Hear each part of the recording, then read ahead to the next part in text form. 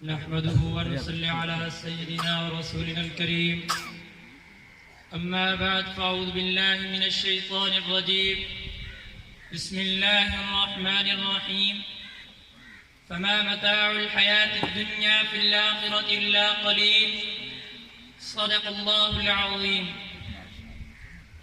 دنیا کو ہے پھر معرکہ روح و بدن در پیش، دنیا کو ہے پھر معرکہ روح و بدن در پیش.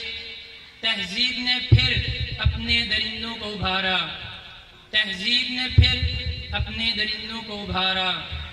اللہ کو پا مردیے مومن پہ بھروسہ، اللہ کو پا مردیے مومن پہ بھروسہ. ابلیس کو یورپ کی مشینوں کا سہارا، ابلیس کو یورپ کی مشینوں کا سہارا.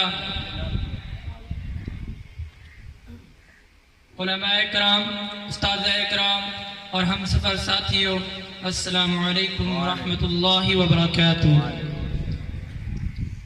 میرے پیارے پیارے دوستوں، بزرگوں، میری آج کی گفتگو کا موضوع ہے روح اور جسم. انسان دو چیزوں سے مرکب ہے، روح اور جسم. جسم کے تقاضے کچھ اور ہیں، روح کے تقاضے کچھ اور ہیں. جسم کو بھی بھوک اور پیاس لگتی ہے، روح کو بھی بھوک اور پیاس لگتی ہے. جسم کی سیری اور شرابی کا سامان اور ہے، روح کی سیری اور شرابی کا سامان اور ہے. جسم کی غذا اور ہے، روح کی غذا اور ہے. جسم کی غذا روٹی، پانی، پھل ہے، اسی طرح روح کی غذا ذکر ہے، دعا ہے، تلاوت ہے. جیسے جسم بیمار ہوتا ہے، روح بھی بیمار ہوتی ہے. جسم کے معالج ہوتے ہیں، روح کے بھی معالج ہوتے ہیں. آج کے انسان کی ساری توجہ جسم کو بنانے اور سنوارنے پر ہے. کوئی موٹا ہے تو دبلا ہونا چاہتا ہے، کوئی دبلا ہے تو موٹا ہونا چاہتا ہے، کوئی کالا ہے تو گورا ہونا چاہتا ہے. غرض یہ کہ ساری توجہ جسم کو بنانے اور سنوارنے پر ہے. اس پر لاکھوں کروڑوں روپیہ خرچ کیا جا رہا ہے. جگہ جگہ ایسے سینٹر اور ایسے پارلر کھلے ہوئے ہیں جہاں جسم کو بنانے اور سنوارنے کا کام کیا جاتا ہے. خصوصاً اس معاملے میں خواتین پیش در پیش ہیں. کتنی مائیں بہنیں ایسی ہیں جن کے اوقات کا بہت بڑا حصہ جسم کو بنانے اور سنوارنے میں صرف ہو رہا ہے.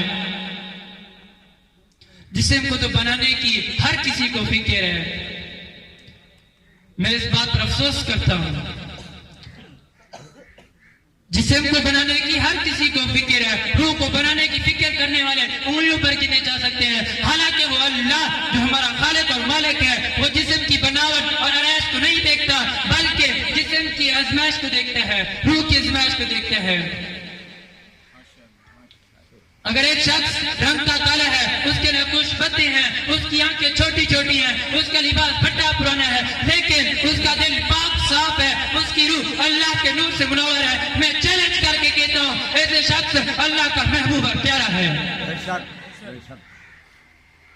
اور دوسرا شخص حسن و جمال کا شکار ہے، دنیا اس کے حسن سے فریفتہ ہے، لیکن اس کا دل گندے اخلاق کا مرکز ہے، اس کے اندر کفر و شرک بھرا ہوا ہے. میں چیلنج کر کے کہتا ہوں ایسے شخص کی اللہ کی ہاں مکھی کے برابر بھی قدرت نہیں.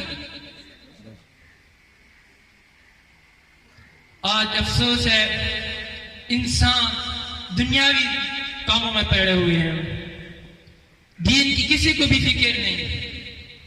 دین کی فکر کس نے کرنی ہے؟ ہم نہیں کریں گے تو کون کرے گا بتائیں. آج کل فصلوں کی قدر و قیمت ہے، دین کی قیمت نہیں. اللہ نے ہمیں اس دنیا میں کامیاب ہونے کے لیے بھیجا ہے، آخرت کے لیے بھیجا ہے.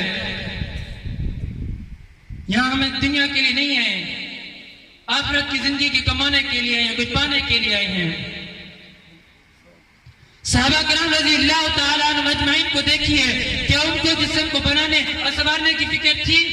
ان کی تلاوت، ان کا ذکر، ان کی دعا، ان کی آوبکا انہیں روحانی غذا مہیا کرتا تھا. ہمیں بھوکے پیاسے رہ کر بھی پرسکون تھے، لیکن ہم مرغا غذا کھا کر بھی بے سکون ہیں. کیا وجہ ہے؟ کبھی آپ نے غور کیا انہیں ننگے فرش پر میٹھی نیند آ جاتی تھی، لیکن ہمیں نرم گدوں پر، پورے بستروں پر بھی نیند نہیں آتی. کیا وجہ ہے؟ کہ کسی نے بھی وار نہیں کیا ہوگا. میں عرض کرتا ہوں کہ روحانی غزوں کا اہتمام کرتے تھے, وہ جسمانی غزوں کی پرواہ بھی نہیں کرتے تھے, لیکن ہماری ساری توجہ جسمانی غزوں پر ہے. اللہ کے بندو, جسمانی غزوں سے کچھ حاصل نہیں ہو سکتا, روحانی سکون تو روحانی غزوں سے حاصل ہو سکتا ہے. روحانی غذا کیا ہے؟ فصلہ نہیں ہے, فصلوں کو پانی دینا نہیں ہے, نہیں, اللہ کا ذکر ہے. مسلمانوں, یورپ کے نقشے قدم پر نہ چلو. یورپ والوں کی تہذیب مادی تہذیب ہے, گری ہوئی تہذیب ہے. ہم ان پر پیروی نہیں کرنی. ہم نے آقا نبی کریم صلی اللہ علیہ وآلہ وسلم کی پیروی کرنی ہے, جس کے لیے ہمیں بھیجا گیا ہے. لیکن ان کی ساری توجہ دنیاوی منفعت پر ہے. انہوں نے وہ صرف دنیا کے اصول کے لیے زندہ ہے, انہوں نے روحانی لذت کا ذائقہ چکھا ہی نہیں. لیکن ہماری تہذیب اسلامی تہذیب ہے, ہماری توجہ دنیا کے ساتھ آخرت کی منفعت پر ہے. ہم روحانی لذت کا ذائقہ چکھ چکے ہیں. ہم جانتے ہیں کہ جسم کھا کر خوش ہوتا ہے, روح کھلا کر خوش ہوتی ہے. جسم بقا سے خوش ہوتا ہے, روح فنا سے خوش ہوتی ہے. جسم کاکو سے خوش ہوتا ہے, روح آہو اور نالوں سے خوش ہوتی ہے. جسم دنیا کے ذکر سے خوش ہوتا ہے, روح آخرت کے ذکر سے خوش ہوتی ہے. جسم گناہوں سے خوش ہوتا ہے, روح حسنات سے خوش ہوتی ہے. جسم کے تقاضوں ہی کو سب کچھ سمجھنا مشرکین اور کفار کا شیوہ ہے, اور روح کے تقاضوں کی تکمیل انبیاء کا شیوہ ہے. یہی ہمارا وقت ہے زندگی کو بنانے اور سنوارنے کا. جسم کو بنانے اور سنوارنے کا ٹائم نہیں ہے. آج کل ماڈرن دور آ رہا ہے, ہر کسی کو بھی دین سے ہٹتے جا رہے ہیں. یاد رکھیے, اس دور کا بہت بڑا فتنہ یہ ہے کہ انسان کی ساری کوششوں کا ہدف جسم کو بنا دیا گیا ہے.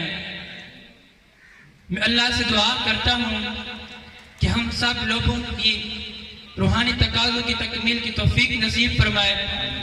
آمین. وآخر دعوانا الحمدللہ رب العالمین. والسلام. زندگی بھر کی ملاقات.